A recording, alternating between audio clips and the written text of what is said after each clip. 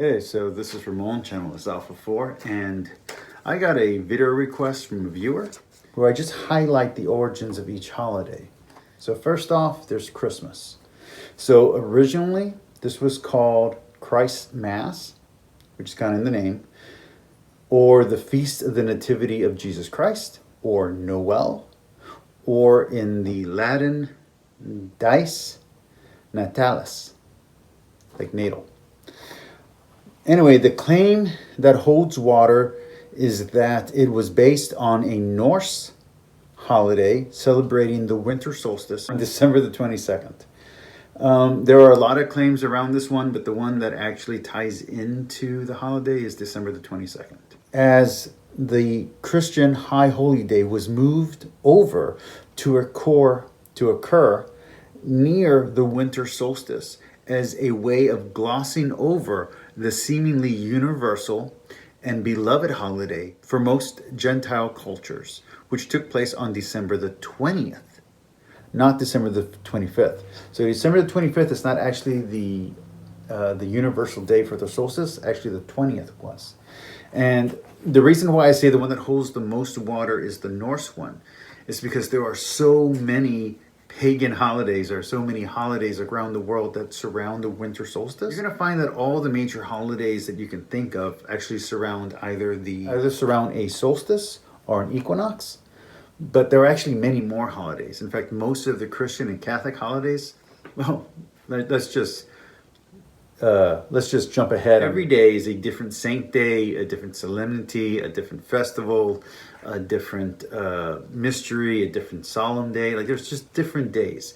So for the video that I'm going to be making later on, that's the big reveal in that video. It's that pretty much every single day is a holiday. So yeah, you can then say it's tied into any pagan holiday that happened to occur on that same day. But anyway, I digress. Let's continue on. The Christian version was first established before 200 AD and was originally celebrated on May the 20th. So originally Christmas was on May the 20th.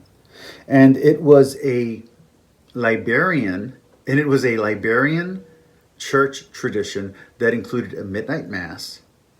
It was eventually moved to December 25th to confirm with a custom of the Church of Anastasia in Rome. A favorite church, this is the Church of Anastasia in Rome, a favorite church of Constantine, yes, that Constantine, the one that people keep on mistakenly saying he is the one who made Christianity the religion of Rome. He's not.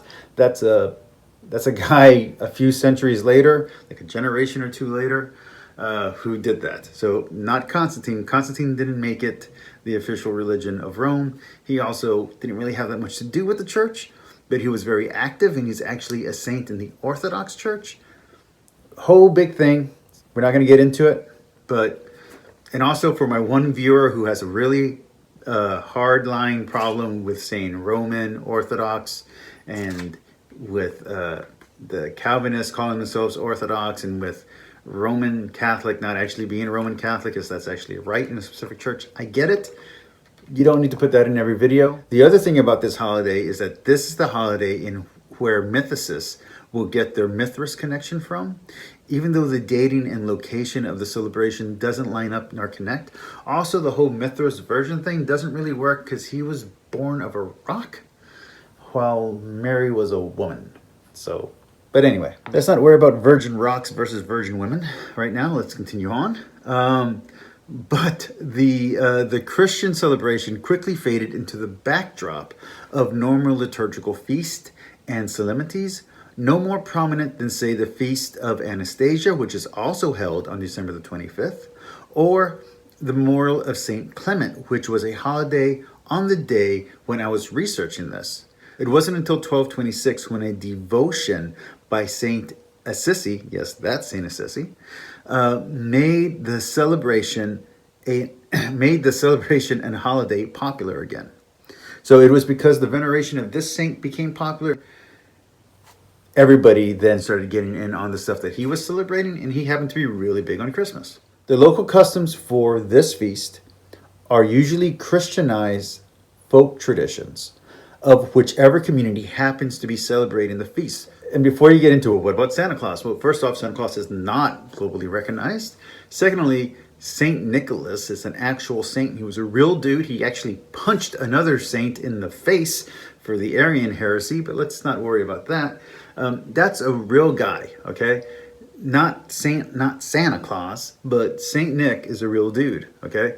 And Santa Claus is actually kind of he's like an invention of marketing. And that comes way later. The other big character is like Klaus, the freaking monster, that guy who, the Krampus, who goes and like gets people and snatches them. All that stuff comes from different cultures. So yeah, in some cultures, the Christmas tree is a big deal. In other cultures, different traditions that surround this particular holiday are different. In Mexico, we have very different traditions than the whole Feliz Navidad thing. We have very different traditions than we're going to have in North America. So the traditions in like Iowa, and the traditions in like Great Britain, and the traditions in Central Mexico are going to be very different surrounding Christmas. So do you think there's one unifying pagan trait that's in all versions of this holiday? No, there's not. There's just stuff that people were already doing for the holiday that originally existed on that date for them. And then they just kept some of those traditions when it became Christmas. And while these folk customs can derive from pre-Christian practices, as they are not mandated nor regulated by the church, they can be anything and derive from anything. You can make up a family tradition right now, and it will be just as legitimate as a Christmas tree, drinking spiked eggnog, or a reading of a Christmas carol, or even the reciting of a night before Christmas. All of these are just traditions that get added in after the fact. That does not make Christmas a pagan holiday. In fact, Christmas was moved over to be near the winter solstice to make people not celebrate the pagan holiday, but instead, hey, why celebrate that one 2 days later or 2 days earlier when you can celebrate ours right now? It wasn't moved to the same date. It was actually moved next to the date, and it was meant to make the pagan holiday not so popular. Right. Easter. So interesting here is that there is no pagan nor heathen holiday that actually lines up with Easter at all, regardless of whatever the mythicists and everyone else tries to say. The closest two are either the spring equinox, which is actually on March 21st, and the Celtic Summer Festival on April 30th. Again, one's a little bit after, one's a little before Easter, but whatever. Though the two celebrations were not related to each other, in a roundabout way, the forced connection does make sense, as the spring celebration was a planting festival and the summer festival was a harvest festival. So it makes sense that these two things would be connected, except here's the problem. The two cultures who were practicing these festivals are not connected. The cultures that were celebrating the spring equinox on the 21st and the cultures that were celebrating the summer festival harvest on the 30th are not the same cultures. So that can't be the connection that makes it into Easter. Nor did they celebrate the same pantheons. That's another good point there, is that the pantheons that are being celebrated in these two cultures are different. Not all pagans are just pagans. Not all heathens are the same heathens. Different cultures had different pantheons and didn't all just mesh. I know that people who hear Roman history think, oh, it was all just one big giant. No, it wasn't, okay? First off, you got to cut through what's mythology and what's fiction. Then you got to cut through what people actually believed. There's also a thing called patron gods. So not everybody believed in every single god. It's kind of like Hinduism is now, where you'd have a specific deity that you'd be worshiping. Now in Hinduism, they're worshiping a different version of the deity, different thing. But the point here is that not every pagan worshipped every pagan god, and not every pagan pantheon or rite was the same. They just had very different beliefs. This is something I actually spent a lot of time studying. I was really interested in this for a really long time. I have some books I could show you, but that would really digress. But just trust me, just someone being pagan doesn't mean they had the same beliefs. The people who were in Aztec didn't have the same belief as the Romans, and even a Roman in the city didn't have the same beliefs as a Roman who was out in a rural area. These are very different pantheons they would be worshiping. In fact, there's different gods that hold up in certain esteems. Anyway, continuing on. Easter is actually a liturgical season called Lent and Eastertide that includes the holidays of Ash Wednesday, Good Friday, and Trinity Sunday. The day itself, called colloquially Easter Sunday, is an obligation, but so is every Sunday. This vigil was originally an early church practice of the first century called an illumination or a celebration of lights. So it wasn't Christmas that was the celebration of lights, it was Easter that was the celebration of lights. In what way? Well, wherever the local Catholic church was, they would light up all its candles during this vigil, and it would be from midnight to early morning, commemorating the night that Christ rose from the dead. So no, Easter does not have anything to do with some pagan goddess, doesn't have anything to do with the Easter bunny or any of that. Those are all local customs that were added in, made popular, then they were commercialized, and now everybody does them. But those things, those aspects of celebration have nothing to do with the festival itself. And the fact that just happens to be that it falls on the same day as a pagan holiday doesn't mean anything, because every single day is going to be some kind of Christian holiday. Trust me, I'm Catholic. Every day is a saint day. Something's going on in the church. All right, you're going to have to excuse me. I had to go pick someone up, and it's a little cold outside. All right, now for the big one, Halloween. This is the one where everyone's like, no, this one's definitely pagan. So Halloween was originally called All Hallows Eve. It is the build-up to All Saints' Day, which is November the 1st, and then it's followed by All Souls' Day on November the 2nd. It is said to be the Christianization of the Celtic, Gaelic, or Druid holiday of Samhain on October the 31st, which was the Celtic New Year's Eve on their lunar calendar.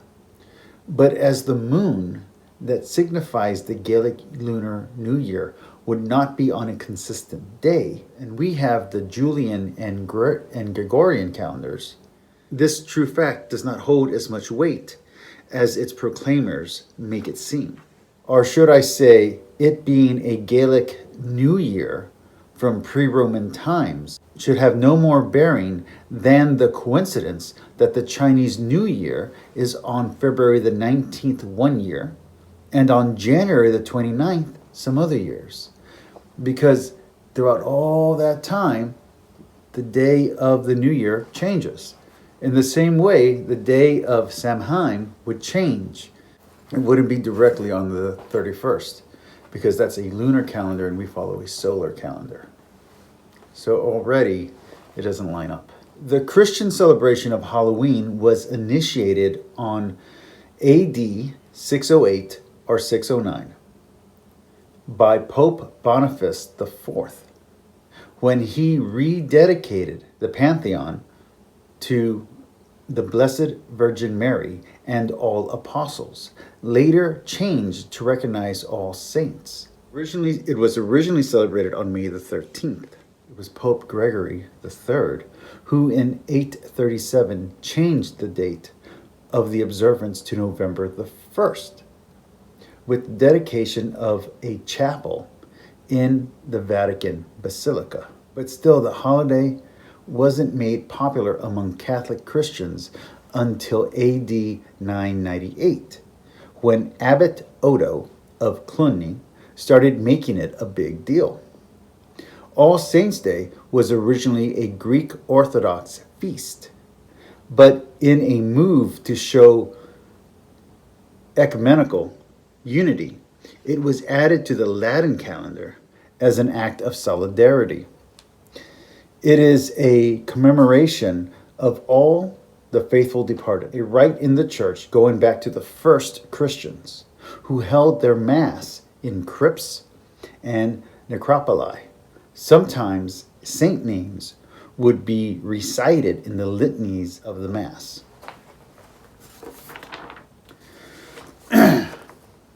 So, you see, already it doesn't quite match up with the holiday they're trying to line it up to. Here's a long-standing Christian tradition, not a Druid or Celtic tradition. They don't line up. But anyway, let's continue on. While its Samhain connections are coincidental, at best. Its actual pagan connections stem from the pantheon, a mega temple dedicated to Athena, the goddess of wisdom and the patron goddess of Athens, and to the recognition of all the known gods and goddesses, built in the year 27 BC by Marcus Agrippa. If you notice, there's a trend going on here. What is this trend? There's only one holiday that Rachel Stephan seems to have a problem with that doesn't match this trend. What's the trend here, though? What is she really, really being against? What's the same thing that the pilgrims were against? The problem with these holidays is not that they have pagan origins, because they don't. They have early church origins. The problem is that they have Catholic origins. Rachel Stephan's problem with these holidays is the same problem the Puritans had, which is that they are anti-Catholic. And because these have Catholic origins, they think of them as demonic, satanic, evil. That's what it comes down to. It's anti-Catholic bias. The problem is that anti-Catholic bias, when it gets filtered through the culture, a culture that's been separated from Christianity, or at least Christian thinking, you now see those holidays as coming from pagan origins, because that is the propaganda that was labeled against it, to libel this stuff against Catholics. See, it was a propaganda attack against Catholics that then got lost in translation. That doesn't mean that there aren't some pagan origins in the folk traditions that come along with these practices, because whatever day the holiday got moved on, some of those folk traditions got taken along with it. More than that, some of these holidays were strategically moved to draw attention away from the pagan holiday and make the Christian or Catholic holiday more popular. And because these are holidays and festivals or feasts that were popular on the Catholic calendar, Protestants and Puritans moved against them. It's only commercialization, which happened later, and movies that brought these feasts and festivals back into dominance and predominance in our culture. But that leaves us with a question. If the dates don't really line up, what are the dates of the Christian holidays? And what are those holidays anyway? I know you're going to get to that. Like I said, every single day has like a little Christian holiday or feast or festival or memorial. But let's talk about the big ones. January 1st is the solemnity of Mary, Mother of God. January 6th is the Epiphany. August the 1st is the Assumption or Dormition of the Blessed Virgin Mary. November the 1st is All Saints' Day. November the 2nd is All Souls' Day.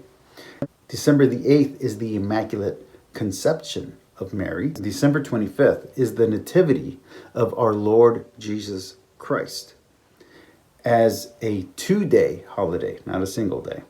And there's also Advent, which leads up to it, and then like a whole season after it. Anyway.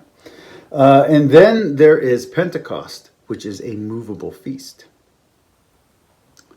Now, I'm going to go backward just a second here, because I want to talk a little bit more about Halloween. Because there is a Roman tradition of a kind of a Day of the Dead. There's also a Spanish tradition of the Day of the Dead.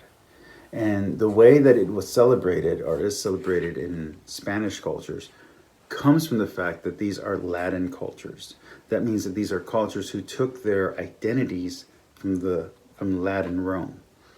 Latin Rome got taken over by Visigoths and Goths. The Goths then got kicked out. The Goths then got exiled out of their homeland, somewhere around Dacia or Romania, and then they traveled. Some of the Goths ended up in Norway, and some of the Goths ended up in Spain. Those Spanish Goths are Visigoths, but then later, there's also Jordanian Goths, but we're not getting into that. Those Goths would then later intermix with the native population, which would then intermix with Jewish exiles who would come in through there, and that's where you get the Sephardic Jews, my ancestors. And those people, the Sephardic Jews, would then mix with some of the Muslim ancestors who would come in during the Moorish invasions of Spain. So during the Moorish invasions, you now have a lot of mix of different genealogies, of different cultures. Those people during the exile after the Reconquista would then end up in Mexico, and those people would then intermix with the Native American population, and you get people like me who look a little Jewish and look a little bit Native American, and a lot of you guys just call us Mexican because you guys don't know any better. The Sephardic population eventually becomes Catholic. A lot of people call them crypto Jews because we have a lot of tradition that has been separated from Christianity, or separated from Judaism. So there's a lot of stuff in the Talmud and a lot of stuff in the Seder that is actually part of Mexican culture, such as the evil eye or putting an egg underneath the bed to get rid of evil spirits. All that comes from Jewish folk tradition, and all of that kind of bleeds into Hispanic culture. Anyway, but on that, there's something more. Remember I told you Rachel Steffen's bias against the holidays is actually anti-Catholic bias? Here's more proof. The upside down cross, what is that a symbol of? Go. You said Satanism. You're wrong. That's actually a symbol of St. Peter, one of the most important people in the Bible. St. Peter, the first pope, or more accurately, the first patriarch of the Roman Rite. He also founded two other rites, Antioch, I think, and I don't know, somewhere else. Anyway, all 12 apostles end up having disciples. Pairs of those went out in two. It's in Acts, and they founded different churches. Of all those churches, there were 77. Now only 4 of them remain. Yada yada yada. You get the idea. Anyway, of those 4, all those 4 are apostolic faiths. One of those is the Greek Orthodox. Another one is the Roman Catholic Church, which you call the Roman Catholic Church, which is not actually its name. It's actually just the Catholic Church. There's no Roman, Latin, or any of that stuff. Well, those are just rites. But anyway, if we are going to have them fall on the 4 cardinal holidays. Oh, so here's one more rejection for the reason why these holidays aren't pagan. Because there are 4 cardinal holidays of all pagan celebrations. And 2 of these holidays just happen to not be important at all. So, in the Christian world. So there's the Feast of John the Baptist, which nobody really celebrates. Then why aren't you guys celebrating June 22nd? Because June the 22nd is my birthday. Okay? That's John the Baptist Day. That's also my saint day. That's my personal saint, St. Thomas More. So why aren't you celebrating St. Thomas More's birthday or saint day? Why aren't you celebrating St. Thomas More's saint day? Why aren't you celebrating St. John the Baptist's Eve? Why aren't you doing it? Why aren't you celebrating the Feast of St. John the Baptist? That's right, because we don't celebrate that as a major feast. Catholics don't. Most of the Western world doesn't. See, the pagans celebrated the lunar festivals, and these lunar festivals would fall in line with major lunar days, which would be called the equinoxes and the solstices. There's 4 of them. There's 4 seasons. So there's spring, winter, summer, and fall. So why aren't you celebrating all of them? Because these are all planting days and harvest days. These are days that surround the farming agricultural society, and in different pagan societies and different pagan pantheons, and in different pagan pantheons, these days were important, no matter where you were around the world, because you need a day to plant and you need a day to harvest. So when the moon is the biggest, and you have that big hunter moon, you're going to have a night festival before winter, so that way you don't starve when there's no food. Then at the very end, you're going to have a party that celebrates the end of winter, so that way all the leftover food gets eaten and doesn't spoil. Then you're going to have a planting feast, so you can plant everything for the year, and it's important to be there that night, so you can have all the culture around there. And then you're going to need to have a harvesting of all that food, and there's 2 harvests throughout the year. And there's two planting seasons throughout the year, and there's a big moon. It's called Hunter's Moon and Harvest Moon. There's a reason for these names. These are all part of the pagan identity. And not every pagan celebrated these mysteries and these rites. Mystery cults were a very big deal in the ancient world. A lot of Romans didn't like mystery cults, but they were there. Is tied into oracles and prophecies. There's a whole lot of stuff in the ancient world that you're missing because you live in a Christian society, or if you want, a post-Christian society. So you're completely divorced from these traditions and you can't understand them. And so you're trying to put Christian interpretations on them that don't fit. Thanksgiving. I forgot to do Thanksgiving. There's a reason why I didn't do Thanksgiving. Number one, it's not a Catholic holiday. Although a lot of Catholics, especially ultra-traditionalist Catholics, are trying to turn it into a Catholic holiday because Thanksgiving is just a word Eucharist, and Eucharist is the major part or the most important part of the Mass, which is a Catholic thing. Also, Squanto, the Indian that helped the Pilgrims survive, was a Catholic. Now, a lot of people want to put a horror story to that. There's not a horror story. He ended up being taught how to read and write and speak English. Some Catholic priests freed him from slavery because he was abducted by some people and turned into a slave. I believe they were Protestants. I don't really know. Some Catholic priests freed him, and then when he got back home, a plague had killed out his entire village. So he was by himself. So it wasn't a whole group of Indians. And he ended up saving the Pilgrims, and they had a feast. It's the whole thing. It's kind of tragic. Actually, it's very tragic. But he was a Catholic. So if you want to put some Catholic elements into it, you can. But the cornucopia and all that stuff, although while they are symbols in other religions, they are not, or Thanksgiving is not a pagan religion or a pagan festival in any kind of way. It is a 100% Protestant festival. Puritan Protestant, to be exact. These are people who are very anti-Catholic. And there's nothing pagan about Thanksgiving. I know, you want to say there is, there isn't. There really isn't. This is a purely Protestant holiday. It has nothing to do with Catholicism, although, like I said, the main hero of the story, the Native American, was Catholic. There's just nothing pagan about Thanksgiving. It's not a major holiday in the pagan world. It is secular now, so there's a secular Thanksgiving, and it's celebrated pretty much in every culture.